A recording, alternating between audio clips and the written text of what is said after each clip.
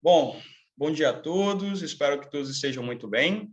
É, Nós somos estudantes da disciplina de corporeidade da Universidade Federal de Juiz de Fora, campus Governador Valadares, e nós vamos trazer hoje como pauta a participação de pessoas trans, sim, de transgêneros, no esporte. Bom, só para começar, para introduzir o nosso tema, aqui, quem somos? E aí nosso grupo é composto por Almir, Matheus, Vitor e Rafael. Aqui é a divisão do nosso trabalho, como ele está composto. Então, a gente vai trabalhar aqui com histórico, sim, um pouquinho de fatos históricos, de relatos de pessoas transgêneros. Depois nós vamos ter a segunda parte, são as estatísticas sobre esse grupo. Depois a parte biológica e maturacional. Depois os embates e problemas que circundeiam essa comunidade. E aí, para terminar, nós trouxemos uma entrevista com uma pessoa transgênero. Bom, e aí, para começar nossa discussão, primeiro, nós temos que entender o que significa a expressão transgênero. E daqui a pouco nós vamos falar sobre em que data, onde surgiu e como veio à tona, sim, esse tipo de discussão. Então, o que significa transgênero? É uma pessoa que nasceu com determinado sexo biológico e não se identifica com seu corpo. Então, nós podemos citar exemplo de homens, sim, biológicos que nascem homens, biológico, e depois, com o tempo, sim, ele começa a se identificar como mulher, ou vice-versa. Uma pessoa, uma mulher que nasce mulher biológica e, com o tempo, ela muda o seu sexo biológico para masculino. Bom, e aí nós vamos perguntar de onde surgiu esse transgênero, porque é uma temática, nós podemos até considerar uma temática atual, sim, porque somente agora, a partir da década de 90, que nós começamos a discutir, a entender mais sobre esse grupo de pessoas. Mas, na verdade, isso acontece já tem muitos anos, sim, e sempre veio acompanhado com marcos históricos. Por exemplo, haviam sacerdotes que veneravam deusas gregas. Isso aí é antes de Cristo. Então, tinham sacerdotes ligados à igreja que, portanto, eles se identificarem com o sexo feminino, de tanto adorarem deusas gregas, eles acabaram se convertendo, sim, o seu sexo biológico. E aí eu vou citar em quais lugares, que foi Roma, sim, Sumária, na Grécia, foram esses três lugares, Suméria, Roma, Grécia e Roma, ok? Também, saindo um pouco desse campo europeu e indo para o campo asiático, nós também encontramos relatos de pessoas, e aí eles não utilizavam ainda esse termo transgênero, mas utilizavam o terceiro gênero, que os indígenas cultuavam, de tanto cultuar também a espíritos femininos, eles acabaram se convertendo também no seu sexo biológico. Também, pessoas que assumiram cargos políticos e públicos dentro de uma sociedade, também é um relato do imperador, só um minutinho aqui o nome, Hélio Gambito, sim? Ele foi imperador de Roma, que foi na época de 218 e 292 depois de Cristo, ele também. E aí, por ele gostar de vestimentas femininas, ele acabou também convertendo o seu gênero. E aí ele pediu às pessoas que compunham a sociedade naquela época se direcionar a ele utilizando o termo ela. Também existem relatos históricos também em guerras civis dos Estados Unidos, sim, que aí as mulheres participavam, sim, biológicas participavam, mas elas entravam nas tropas americanas vestidas de homem. E aí tem um fato curioso que é de Albert Cash, sim, que ele entrou como homem e depois que passou toda a Guerra Civil, e aí há relatos que ele foi um dos melhores soldados da época, e aí depois que terminou a guerra, ele voltou para a cidade dele, e aí ele foi internado em uma clínica psiquiátrica e era obrigado a vestir roupas femininas. E não só apenas eles, não só apenas ele, sim, mas também mais 250 soldados foram trans, sim, participavam das guerras civis dos Estados Unidos. E aí, em 1919, começou a abertura sobre esse tema transgênero. E aí, lá na Europa, especificamente na Alemanha, se criou o Instituto de Sexologia Alemã, onde começaram os primeiros procedimentos de mudança de sexo. E aí, a princípio, as técnicas eram super rudimentares. E aí tem relatos de muitas pessoas que morreram com as primeiras tentativas de cirurgia de mudança de sexo.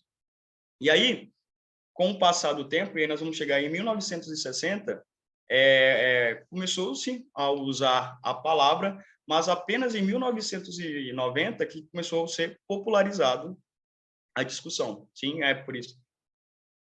Bom, e aí tem alguns, agora vamos falar um pouquinho mais recente, em 1959, já a comunidade, e aí nós podemos citar aqui não somente os transgêneros, mas drag queen, pessoas gays, aí já tem relatos históricos que já começaram aí já as primeiras lutas para alcançar seus direitos. E aí nós temos aí uma luta entre essa comunidade com a polícia. E aí também um outro caso também que aconteceu em San Diego, uma cafeteria, porque eles não podiam frequentar determinados lugares. E também isso aconteceu também com os negros também nos Estados Unidos. Mas aqui especificamente aconteceu nessa cafeteria, que elas não podiam frequentar. E aí tem relatos que houve guerras de rosquinhas, assim que os travestis começaram a jogar rosquinhas no policial. Também, cada vez mais ganhando voz na comunidade, aí se criou a primeira revista, que se chamava Travestia.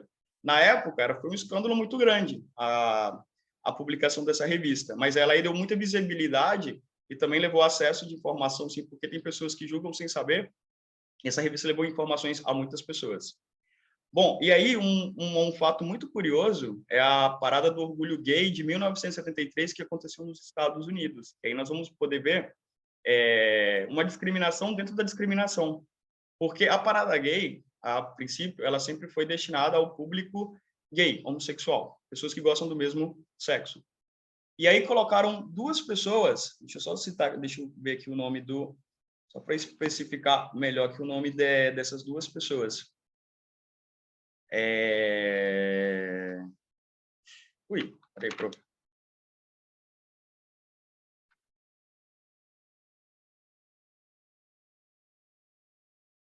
Eu perdi o nome dessas duas pessoas, mas depois eu coloco na apresentação. Mas eu tinha que o nome das duas pessoas que eram transgêneros e elas não e a comunidade que estava presente no evento não deixou elas discursarem, porque elas eram trans.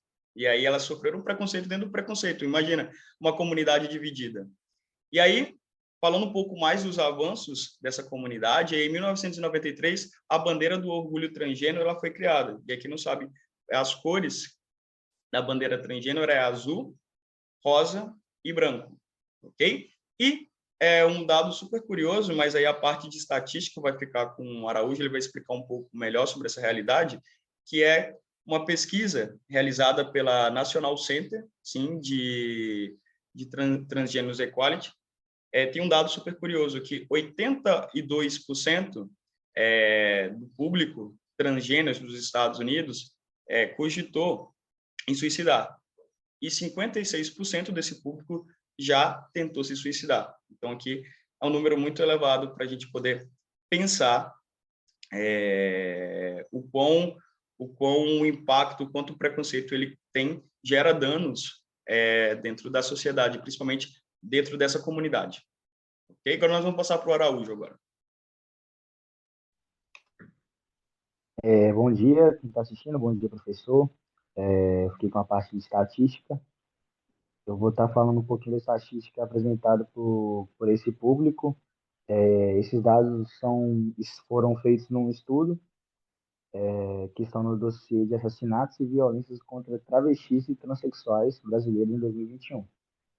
O estudo foi realizado pela Associação Nacional de Travestis e Transsexuais ANTRA, com apoio da Universidade do Rio de Janeiro, a UERJ, e a Federal de São Paulo, a Unifesp, e a Federal de Minas Gerais, a UFMG.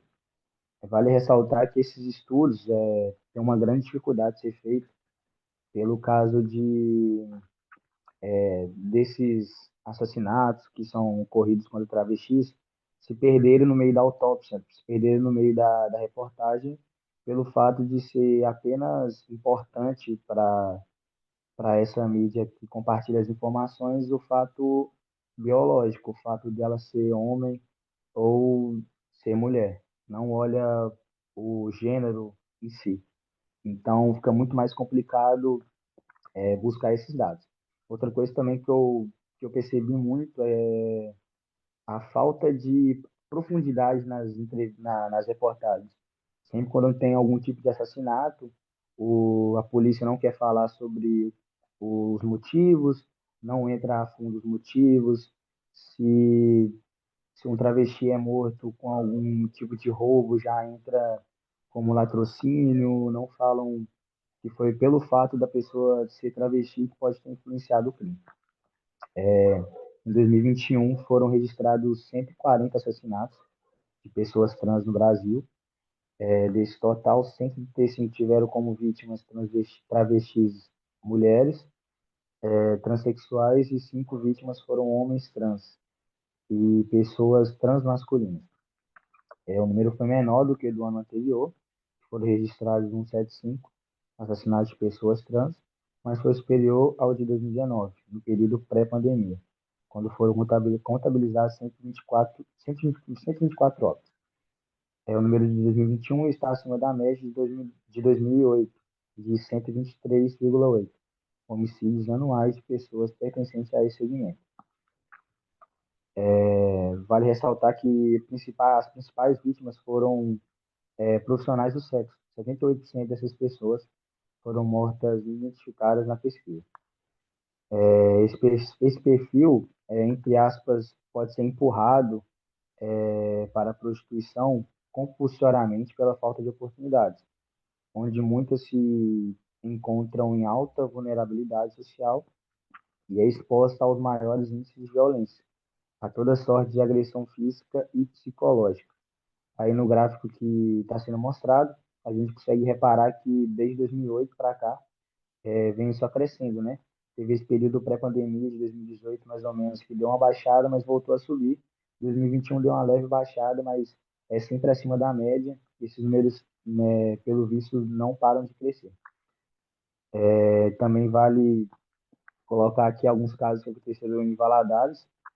Em 2017, um jovem de 21 anos foi morto a tiros na noite de uma terça-feira, às margens da BR-116. A vítima se chamava Jefferson Henrique Moura Pereira, estava com um grupo próximo a uma empresa de ônibus quando foi alvejada por tiros pela costa. Aí, como eu falei, todas as reportagens elas não aprofundam muito e falam que não sabe o motivo e apenas a vítima não existiu e morreu no local. E também sempre a gente não acha os autores. É muito difícil encontrar os autores em todas as reportagens que eu vi. Também tivemos um caso em 2013, onde um travesti foi encontrado com o rosto desfigurado no Jardim Alice. Que tinha por volta mais ou menos de 35 e 40 anos. E também, né, a polícia não divulgou a informação sobre o que poderia ter motivado o crime. Então, aí umas características que a gente pode olhar que sempre há muita violência, sempre muito brutal. Encontrei também um caso em Patos de Minas, que foi um assassinato com machadinha, foi um grupo parece de 3, 4 pessoas pela agressividade, pela quantidade de ferimentos que a travesti teve. E também, como ela estava com o celular e esse celular não foi encontrado no local, a polícia supôs que foi um latrocínio, que foi um homicídio para roubar, não só pelo fato da pessoa ser travesti. E como eu falei, é complicado achar muita estatística sobre o assunto, porque meio que se perde quando a pessoa uma travesti é morta, às vezes vai chegar na autópsia, vai chegar no boletim de ocorrência que foi morto um homem, sendo que não é só um homem, é a travesti que não leva muito em considerações nas estatísticas. Agora eu vou passar a palavra e é isso. Bom, e aqui nós citamos aqui alguns casos, assim, como eu havia dito antes, de personalidades. Aqui nós temos personalidades internacionais e nacionais. Nós temos a Lina, da Quebrada, assim, que tornou referência agora no Big Brother. E também nós vamos citar aqui a Ariadna também. Não lembro qual Big Brother que ela participou, mas a participação dessas duas mulheres levou em pauta, sim, porque o Big Brother é um programa de alcance nacional, é um programa que leva as pessoas a discutirem sobre determinadas temáticas, assim como também questão de peso, questão de raça. Então, é uma plataforma que nos ajuda como falamos, a Agenda 7, sim, utilizado no jornalismo. Ela pontua o que a comunidade deve discutir. Então, são duas personagens. Nós também temos personagens internacionais. Aí nós temos aqui, do lado da Linda Quebrada, essa personagem que fez parte da série Umbrella. E aí, atualmente, ela é um homem transgênero. E também a personagem de baixo, que é uma negra, ela também fez parte da série Orange is the New Black. E também nós temos o Tasso, também. E também temos... meninos, como se fala o nome da filha da Gretchen? Eu esqueci agora, sumiu. Tami. Tami, ok. Bom, e aí também no esporte nós temos aqui, deixa eu passar aqui, deixa eu passar aqui, perdão, aqui, que é uma das referências, e eu acho que foi um dos motivos também para a gente ter optado por esse tema, que é a Tiffany, sim, que é jogadora de vôlei. Então, eu e o Almir, nós gostamos muito de vôlei, então nós decidimos por esse tema também, foi um pouco parcial na decisão do tema, e assim como outros também, outras estrelas, tanto nacionais, quanto internacionais. Ok? Agora eu vou passar a palavra para o Matheus, que vai discutir aí a parte biológica. Bom dia a todos, bom dia, professor. Eu vou falar um pouco sobre, primeiro, a divisão do esporte, né? Tradicionalmente, o esporte é dividido em categorias masculina e feminina, e isso se baseia só nas diferenças biológicas entre os sexos, e não necessariamente no que pode ser interpretado como gênero, né? E, assim, em relação a essa diferença que se desenrolou ao longo dos anos, percebe-se uma grande diferença em relação aos resultados obtidos por homens e mulheres, principalmente nas provas de corrida, natação, saltos, né, onde os recordes têm grande diferença entre homens e mulheres. Talvez isso explique, né, assim, de forma lógica, por que tem categorias separadas no esporte de alto rendimento, né? Não vou falar lá na iniciação, porque faz parte do aprendizado, mas no esporte de alto rendimento, com o desenvolvimento, né, a maturação, talvez tenha diferença nessas questões do esporte, né? E, assim, para ser claro, isso não é um argumento moral ou uma tentativa de justificar qualquer indivíduo sendo tratado de forma diferente do outro. É simplesmente uma revisão, né, de evidência científica e uma justificativa para a existência dessas diferentes categorias aí, né, no esporte. E, assim, agora, em relação às diferenças, né, fisiológicas e físicas, alguns estudos mostram que, tipo assim, as diferenças fisiológicas interferem no desempenho. Aí um dos principais contribuintes é a diferença na força muscular, né? Muitos estudos aí possuem amostras de diferentes culturas, né, diferentes países, que descobriram que homens têm 30 a 40% mais massa muscular que as mulheres. E isso, a seção transversal do músculo, né, está altamente relacionada ao desempenho de tarefas físicas, uma vez que a força é um pré-requisito de qualidade física. Além disso, os homens possuem mais fibras musculares do tipo 2 do que as mulheres, e por isso são capazes de contração mais rápida, né, e produzir mais força. E também tem variação no tamanho e na estrutura esquelética. Os homens têm mais ossos, tem mais ossos longos e mais grossos, né? E a densidade óssea está relacionada à aplicação de força e resistência a lesões. E a forma como esse esqueleto é formado e a biomecânica significam que o corpo feminino é configurado para produzir menos força, né, ao correr, pular e arremessar, por exemplo.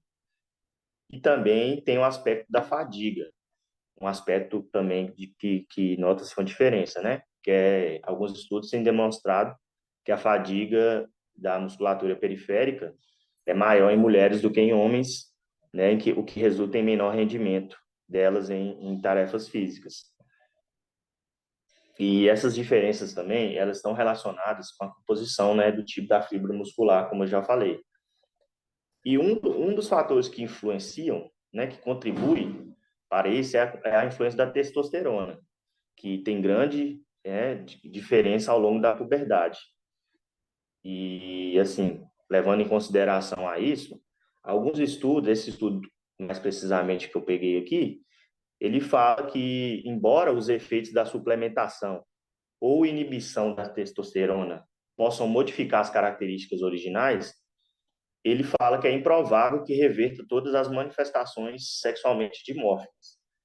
Então, ele fala que mesmo com o controle de hormônio, há ainda diferença em algumas questões quando for comparar homens e mulheres.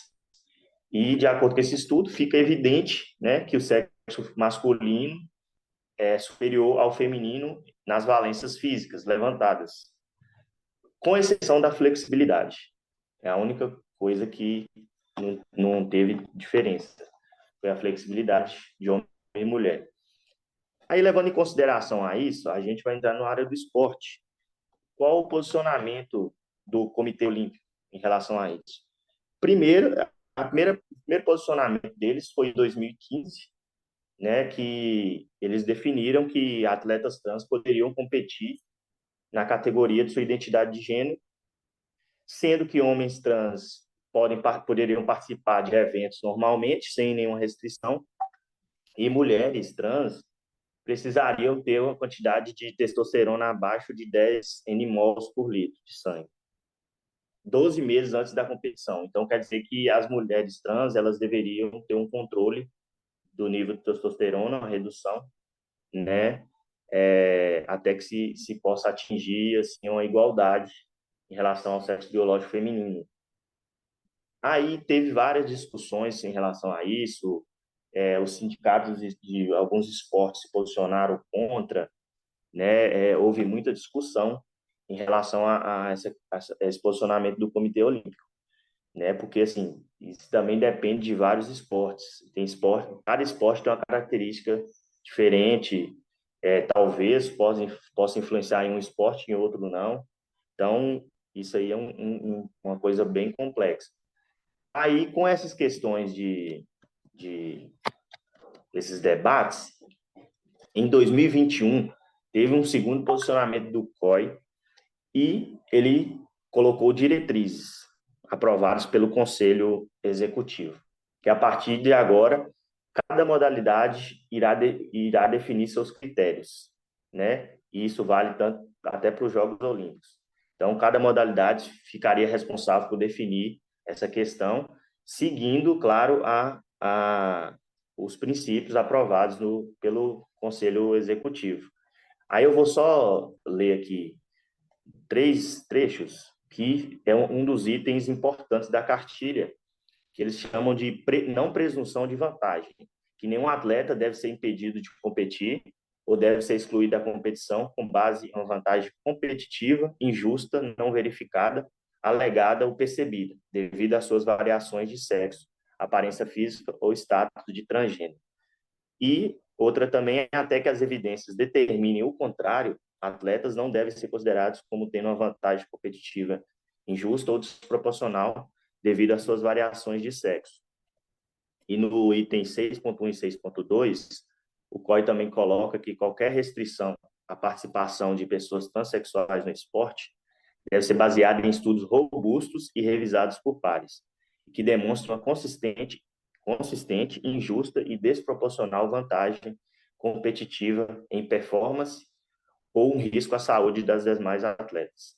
Então, assim, o que o COI quer é que, se você, se algum sindicato, algum esporte, alguma área fala que há alguma injustiça, então deve ter um estudo bem aprofundado, o que até hoje não teve. Tem estudos rasos, mas não tem aprofundados em cada modalidade específica para dizer se há alguma diferença, se eles fizeram testes, né, experiências para saber se há realmente injustiça ou algo do tipo. Por exemplo, o rugby, em relação a essa questão do código, o rugby avançou com a legislação que veta mulheres trans em jogos de alto rendimento, citando o risco de lesão de adversárias, né? Aí a World Rugby, que deve ser o comitê lá que rege o rugby lá, alegou se basear em estudos. Então, lá nessa modalidade lá, mulheres trans não pode competir em esporte de alto rendimento. O que é triste, né? Porque isso exclui pessoas do esporte, né? Acaba causando consequências graves. Então, em relação a isso, uma pergunta, né, que se pode surgir aí é: terapia hormonal resolve? De acordo com o estudo lá que eu pesquisei, não totalmente. Mas tem outro estudo aqui de uma pesquisadora que chama Joanna Harper, da Providence Portland Medical Center, dos Estados Unidos. Ela fala que a diminuição da testosterona é suficiente para igualar as competidoras transexuais às mulheres biológicas, chamadas de cis, que nesse teste seria satisfatório para provar que as atletas podem competir juntas. Então, assim, abre aspas, que ela fala: terapia hormonal para mulheres trans normalmente envolve bloqueador de testosterona e um suplemento de estrógeno. Quando os níveis do hormônio masculino se aproximam do esperado para a transição, a paciente percebe uma diminuição da massa muscular, densidade óssea e na proporção de células vermelhas que carregam o oxigênio do corpo. Além disso, o estrógeno aumenta as reservas de gordura, principalmente nos quadris, e junto essas mudanças levam à perda de velocidade, força e resistência muscular, né, no atleta. Então, para ela, há um nível de igualdade se tiver um controle de hormônio.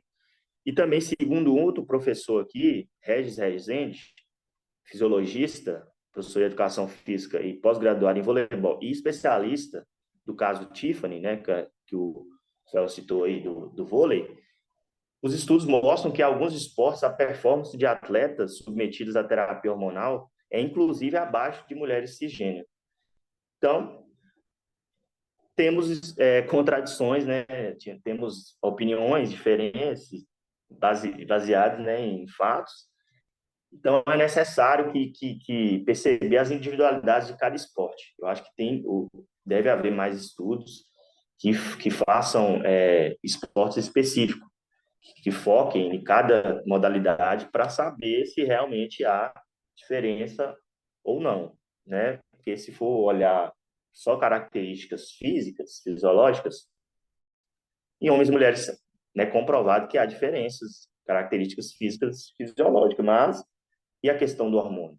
Quando que a pessoa tomou, se fizer um estudo relacionando se a pessoa tomar na adolescência ou na puberdade, ou se ela tomou depois de já uma certa idade. Então, a gente tem que ter mais estudos aprofundados, né, em relação a isso. Por quê? Na ginástica olímpica, por exemplo, é desvantagem para atleta transexual ter peso e densidade óssea diferente. Entendeu? Então, ou no voleibol, não existe vantagem ser alto, porque mulheres cisgêneras também podem chegar perto dos 2 metros. E, assim, além disso, devemos lembrar também que nem todas as trans são grandes e fortes, entendeu? Então, assim, às vezes a gente fala, a trans é mais, a pessoa, né, é mais forte do que o sexo biológico feminino, mas existem trans também que são magros, são baixos, então isso é muito complexo. Então, minha conclusão aí, né, que deve haver mais estudos específicos em relação a cada esporte aí, para a gente ter uma visão mais clara, que é um debate muito complexo até hoje, né? E assim eu concluo minha fala aí, vou passar para o Almir agora, que ele vai concluir aí em relação aos embates, desafios que eles passam. Bom dia a todos, né? Meu nome é Almir, eu vou ficar responsável aqui em questão dos embates. Nós temos, né, que um dos grandes problemas enfrentados pelos transgêneros, ele se deve ao preconceito, né, que a sociedade tem sobre essas pessoas, além da violência que elas sofrem. As pessoas trans, tanto do lado de fora, né, por exemplo, envolvidas no esporte, quanto dentro, elas têm esses preconceitos até com seus próprios colegas de trabalho, né? E tem a questão do mercado formal também, né, onde as pessoas trans, elas têm uma grande dificuldade de se inserir. E ainda tem a questão também, né, do valor da resignação, que pode ser feita pelo SUS, porém é algo mais demorado, né? Ou pode ser também por rede privada, onde os custos são muito altos, chegando a cerca de R$ 42.000. E ainda tem a opção, né, de um acréscimo relacionado, por exemplo, próteses mamárias ou até mesmo a mastectomia masculinizadora. Aqui temos, né, 3 imagens. Essas 2 primeiras imagens, elas se referem a Maria, que junto com seus irmãos, né, Tali e Carlos, eles foram adotados em 2016 pelos pais Cavalcantes e Klebers, né, que são um casal gay, onde eles chegaram, né, a raspar os cabelos longos da jovem, que na época ainda era identificada por eles como menino. Então, após um mês juntos, né, em uma situação em que Maria tentou furar a própria orelha, usando um brinco da irmã, os pais, eles entenderam naquele momento ali que havia uma questão de gênero, né, envolvida no caso. Então, eles deram início ao processo de transição com a orientação de uma psicóloga. Então, a atleta, né, ela conta em uma entrevista dada para Tab Wall, que aos 6 anos de idade ela já gostava, né, de vestir roupas da irmã, mas no abrigo onde elas ficavam, antes da adoção, ela teve que esconder isso, porque ela se sentia uma menina e, assim, né, ela fez que as pessoas não tivessem medo e tal, e não rissem dela, por isso ela acabou escondendo. Já com os pais adotivos, né, ela contou eles sobre a situação no primeiro mês que eles estavam juntos, onde eles bem não entenderam muito no início, né, mas eles foram se acostumando. Então, a Maria, né, ela é uma jovem atleta de patinação artística. Em 2017, ela teve um momento assim de decepção, onde chorou, né, ao ter seu nome masculino anunciado em uma apresentação oficial, né, da categoria feminina da modalidade. E assim, houve grandes divergências, né, entre o conto da Confederação Brasileira de Hóquei e Patinação, que eles afirmaram que a situação de Maria, né, ela foi informada na véspera da apresentação. E eles frisaram que nenhum atleta ele poderia ser chamado por apelido e sim pelo nome correto. No entanto, né, o pai de Maria ele afirmou que o atestado tinha chegado às mãos da confederação uma semana de antecedência. E ele assim defendeu, né, que poderia ter sido chamada pelo nome artístico. Em outra situação também que ocorreu em 2019, quando Maria tinha 11 anos, ela ficou em segundo lugar na competição nacional, né? E seu nome ela não foi constado na lista de convocados para o Sul-Americano, onde o vice, né, ele garante vaga direto para o evento. Os pais eles chegaram, né, até entrar na justiça e conseguiram o direito, né, da atleta participar, Só que a decisão ela também acabou chegando tipo um dia antes da competição, onde eles tiveram que fazer tudo em cima da hora, né, para conseguir chegar.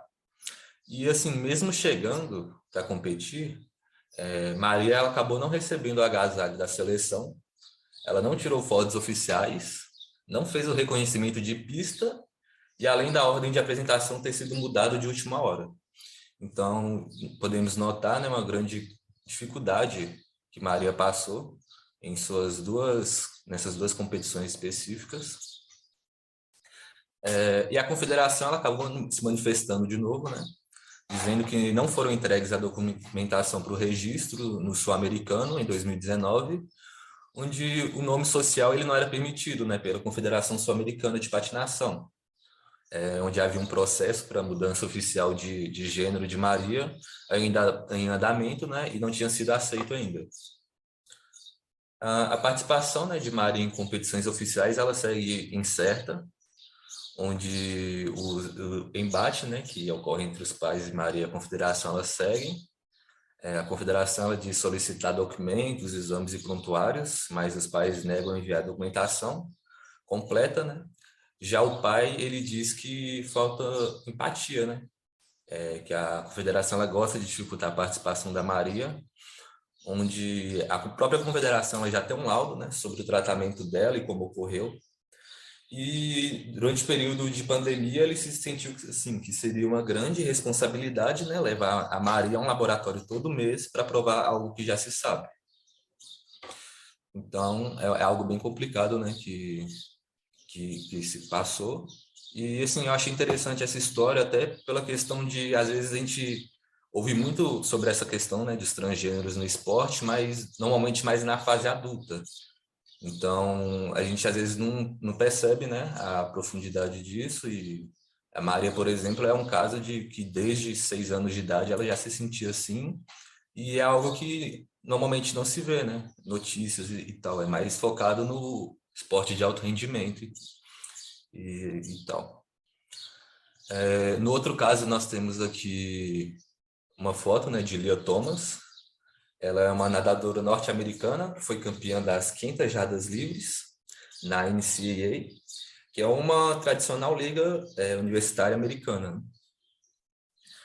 A Lia Thomas, nesse dia, ela passou por momentos difíceis, onde atualmente, né, as mulheres transgêneros, mesmo estando aptas a competir, elas sofrem com exclusão, preconceito e, assim, um grande medo, né, em relação a serem impedidas na profissão.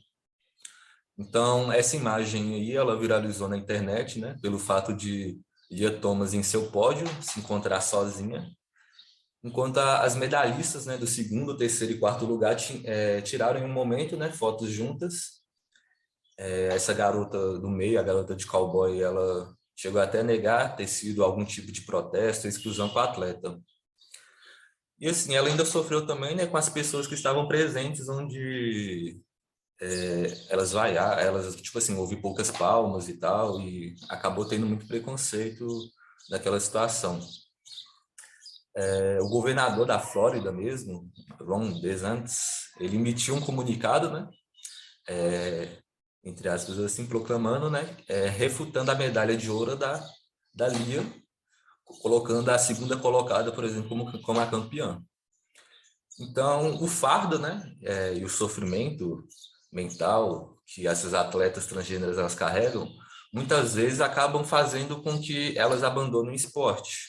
É muita questão de pressão também, elas já se sentem deslocadas, né, porque as pessoas elas meio que fazem questão de com preconceito, né, colocar essa questão.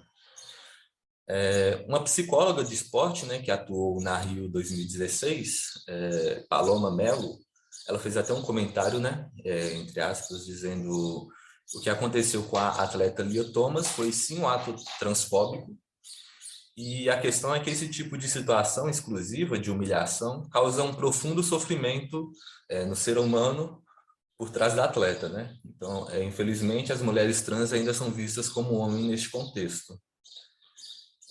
Então, a questão, né, das normas do Comitê Olímpico, o item 5.1, que ele diz que nenhum atleta, né, deve ser impedido de competir ou deve ser excluído da competição com base em uma vantagem competitiva injusta não verificada, alegada ou percebida devido às suas variações de sexo, aparência física ou status de transgênero. Então, esse é mais um caso, né? A gente acabou,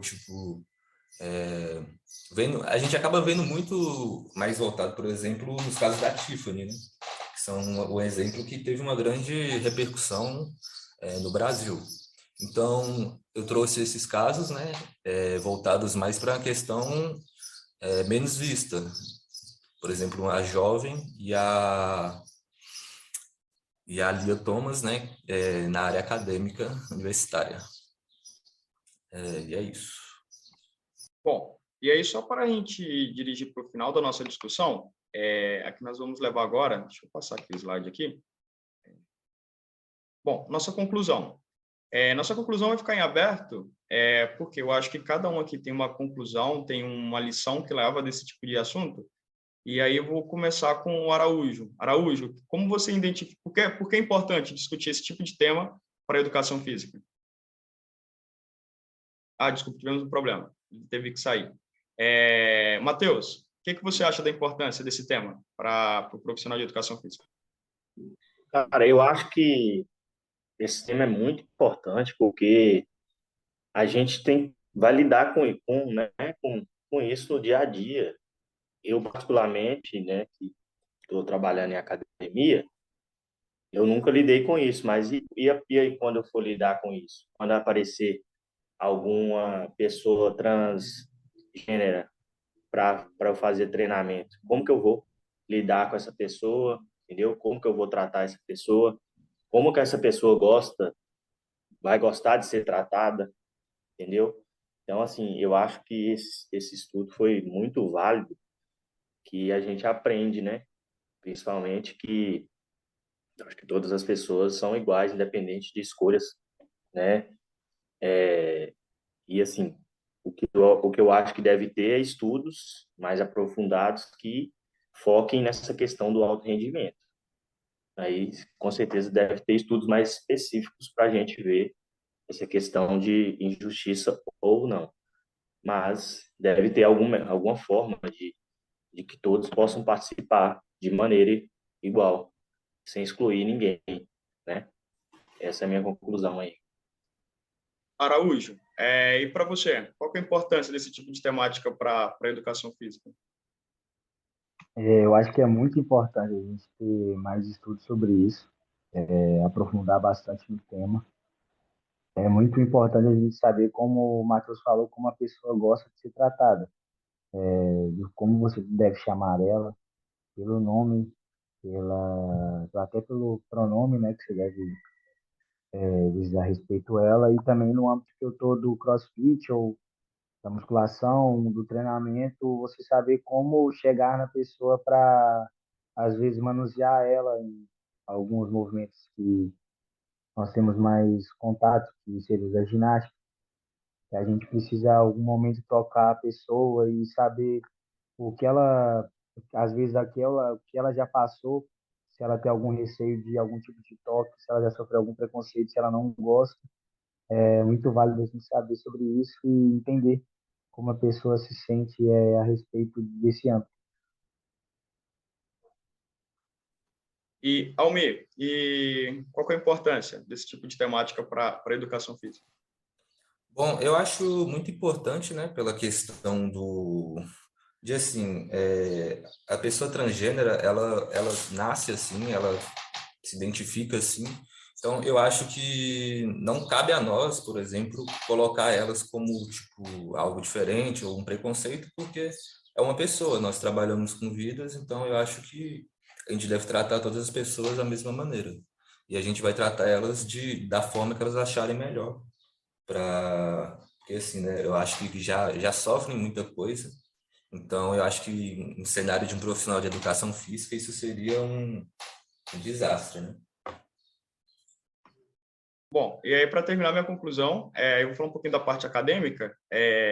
A seguir, nós vamos ver uma entrevista com uma mulher transgênero, sim, era meu aluno, Sim, quando eu conheci ele se chamava Charlie, Andrés Charlie, e agora ele é Isabel. Então, durante todo...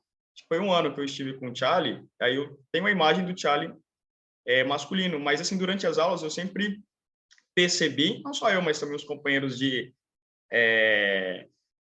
classe também, sempre perceberam assim, que em algum momento da vida ele ia passar pelo processo aí de mudança de sexo.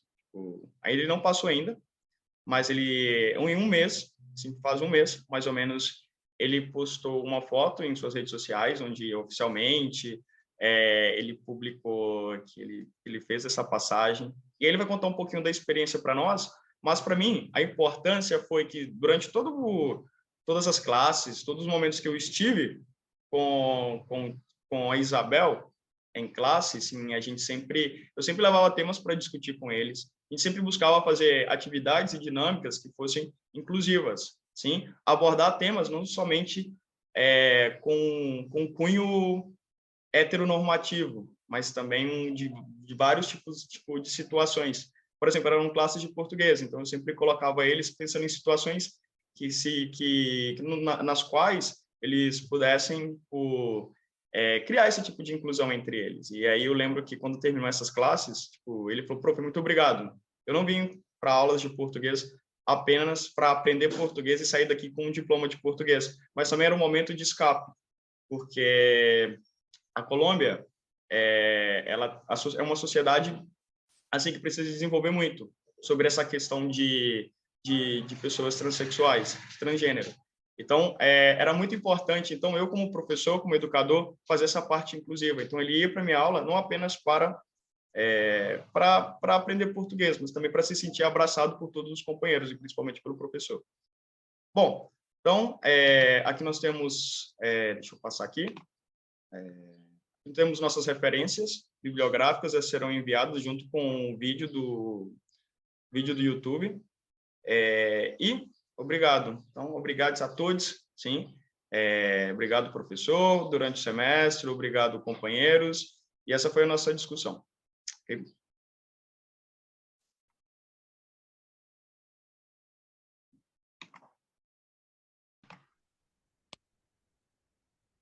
Olá, como estás, Isabel? Bien? Hola, ¿cómo estás, Rafa? Muy bien, muy contento de estar hablando con vos. Hace que casi 2 años, desde antes de la pandemia, no hablamos.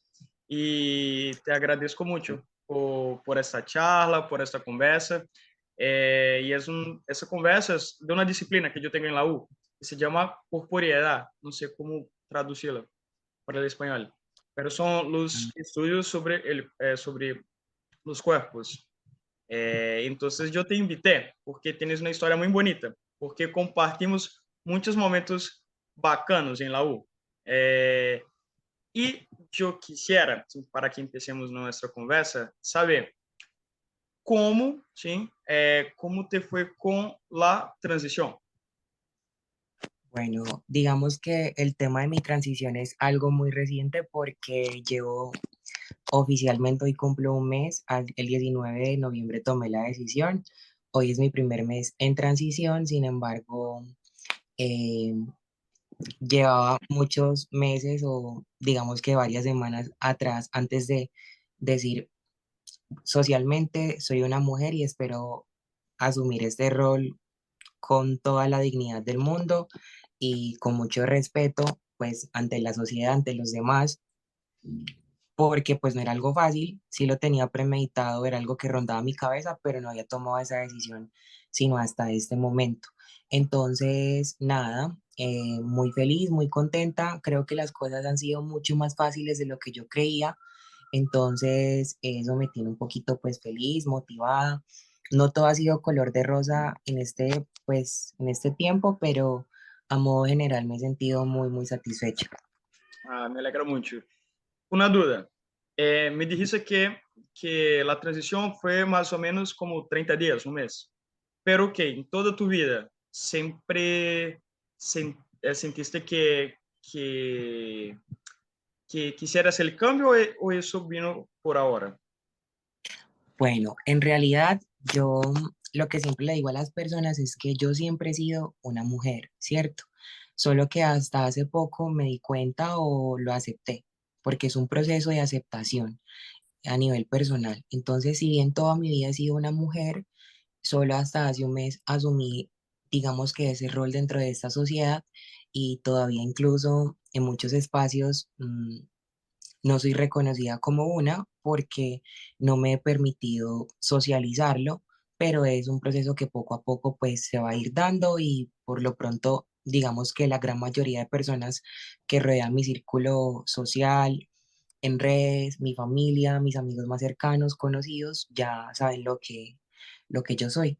Entonces, sí, eso es algo que te acompaña toda la vida y hasta que no tomas la decisión, no, no te sientes libre, no te sientes del todo satisfecha.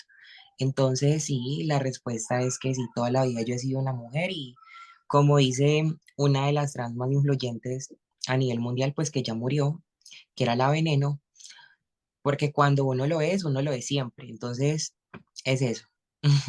Además de la socialización, ¿cuáles fueron los otros problemas que has encontrado con ese cambio?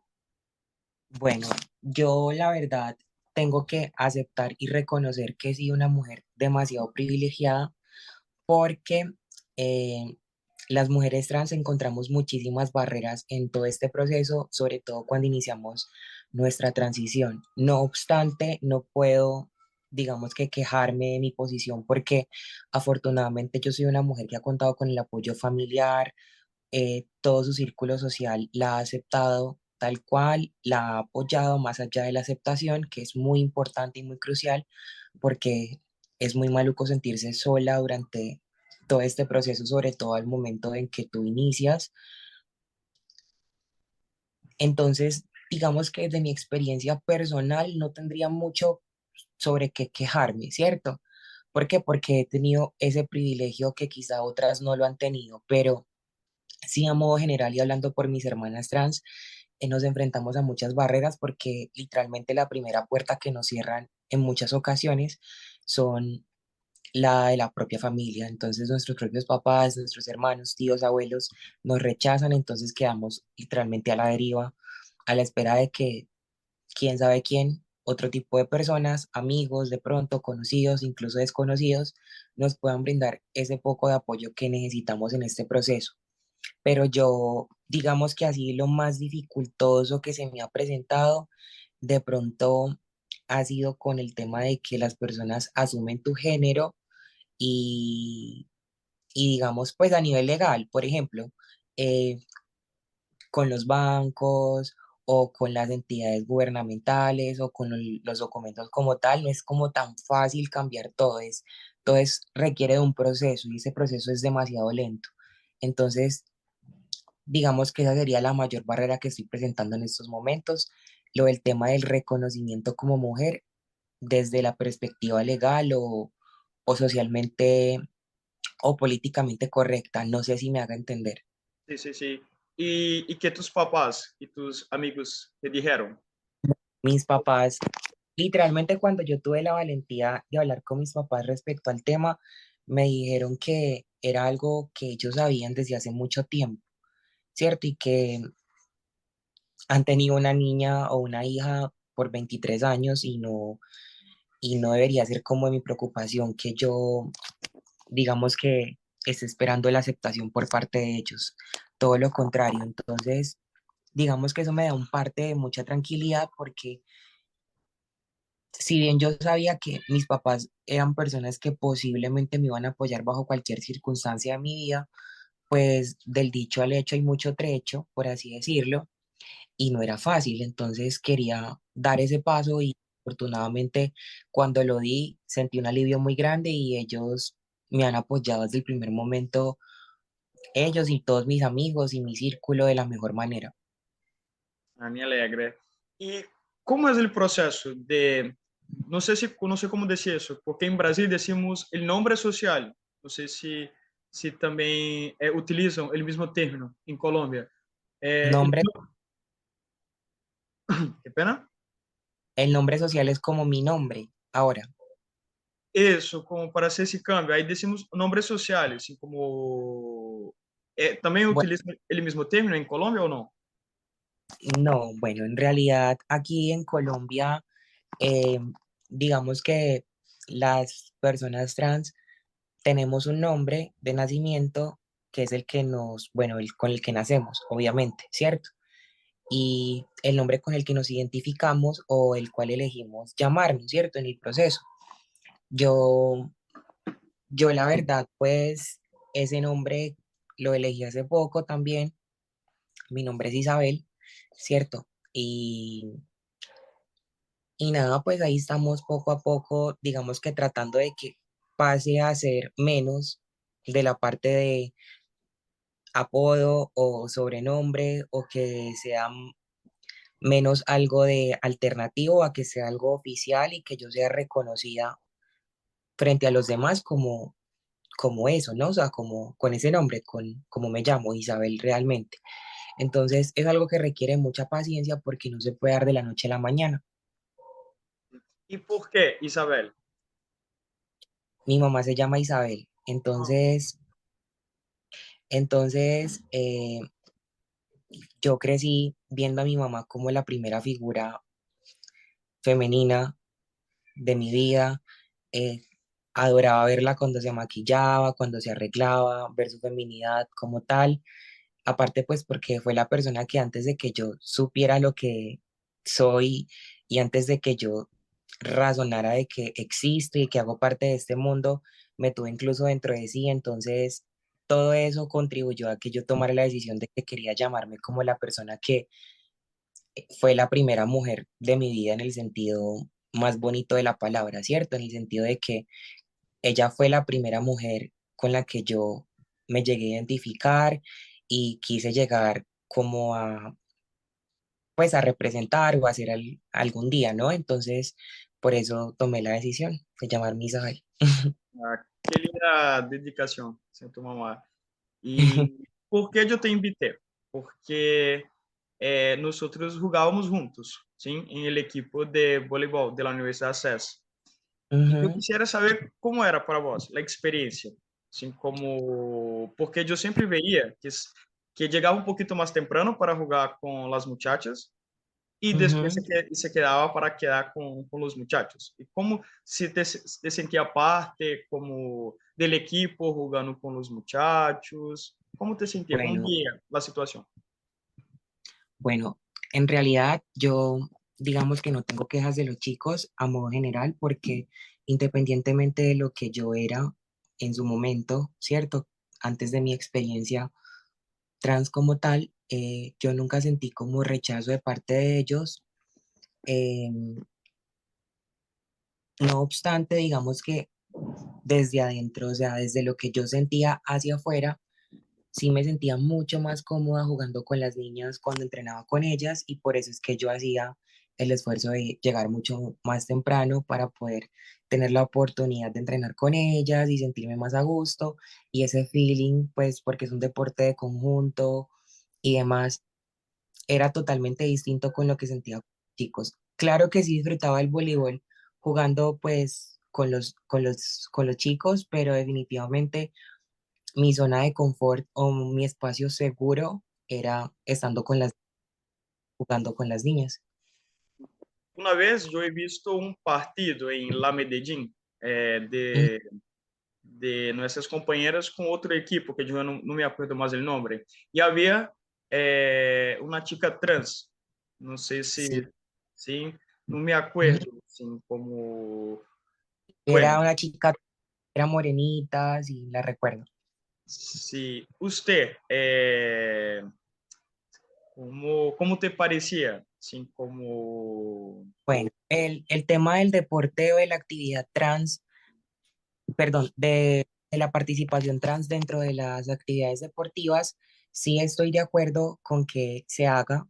Ojo, sí estoy de acuerdo. No obstante, considero que desde el punto de vista biológico hay algunos temas que tienen que regularizarse para que todo sea lo más justo posible, ¿cierto? Entonces, si bien ya existen como unos parámetros para poder autorizar o avalar la participación o la inclusión de mujeres trans dentro de equipos femeninos, considero que hace muchísima más, hace falta muchísima más información para que nos permita vivir o participar o disfrutar más bien de este tipo de deportes, independientemente del deporte que sea, de forma justa, ¿cierto? Entonces, sí al deporte trans, a la participación de las personas trans dentro de los equipos en los que se sienten identificadas como tal, pero siempre y cuando todo esté en regla desde el punto de vista biológico, desde el punto de vista pues deportivo y de la equidad, ¿no? E em Brasil hay um Una embate, mujer, um embate como que só pode aceitar pessoas trans antes de los 21, porque quando uma pessoa chega a los 21 anos, ujú, ella já como ha chegado em su momento como de maturação total del cuerpo humano. Então, to- depois que passe de los 21 anos, já como depois desse já, como já não há muitas coisas que fazer do ponto de vista biológico. bueno, yo la verdad tengo, digamos que una opinión muy distinta respecto a eso porque definitivamente hay personas que a los 21 años, independientemente de la edad que tengan, tienen ciertas características físicas, biológicas que en teoría no harían mucho de lo que pues podría llegar a representar o a tener una persona en la condición en la que juegan. Por ejemplo, para ser más claras, yo soy una mujer trans de 23 años, ¿cierto? Y quizá yo me sienta pues mucho más segura y quiera jugar con otras chicas siempre y cuando todo esté en regla a nivel pues biológico y que ya esté hormonizada y que obviamente la fuerza mía no corresponda a la fuerza que tendría pues por ejemplo un hombre biológico y demás, pero pues eso no quiere decir que porque tenga 23 no lo pueda realizar, ¿cierto? Entonces, sí es importante, como te dije hace un momento, regularizar toda esa parte, pero hay que buscar puntos medios, ¿cierto?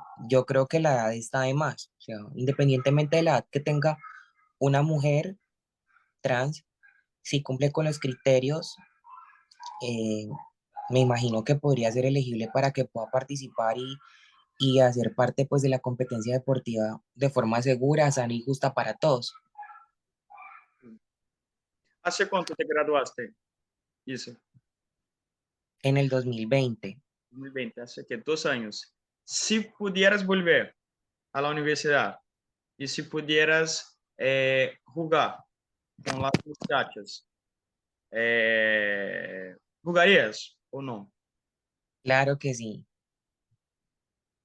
definitivamente, claro que sí, E para terminar, claro. nuestra charla, ¿y cuáles son ahora tus mayores desafíos en tu vida?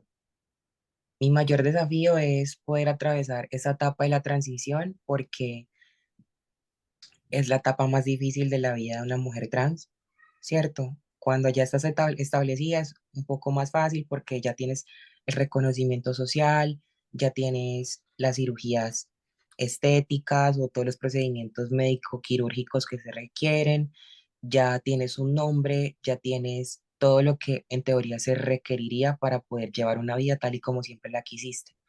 Ese es mi mayor desafío actualmente desde la perspectiva trans. Muchas gracias por tu tiempo, por tus palabras, por tus conocimientos. Y sí, me alegra mucho, ¿sí? Poder hablar después de 2 años, creo que hace 2 años y medio que no hablamos personalmente. Y muchas gracias por compartir como tu historia de vida, tus conocimientos. Y creo que ese material nos va a ayudar muchísimo, ¿sí? A que la información llegue a un montón de personas. Como te comenté, ese video es apenas para el profesor, ¿sí? No, Pero, sí, no importa. ¿cómo? Muchísimas gracias y por, pues no, no importa independientemente de la persona a la que llegue este video, estas palabras, creo que lo más importante es pues lograr visibilizar lo que somos nosotras, porque a través del conocimiento, de mostrar lo que somos, es que muchos mitos, muchos estigmas se pueden derribar, las personas se pueden educar y con eso hacemos un mundo mejor. Entonces, creo que la actividad es enriquecedora y bueno, muchas gracias a ti por pensar en mí para tener ese tipo de espacios y que mi voz sea escuchada y muchas gracias. Te quiero mucho. Te quiero mucho.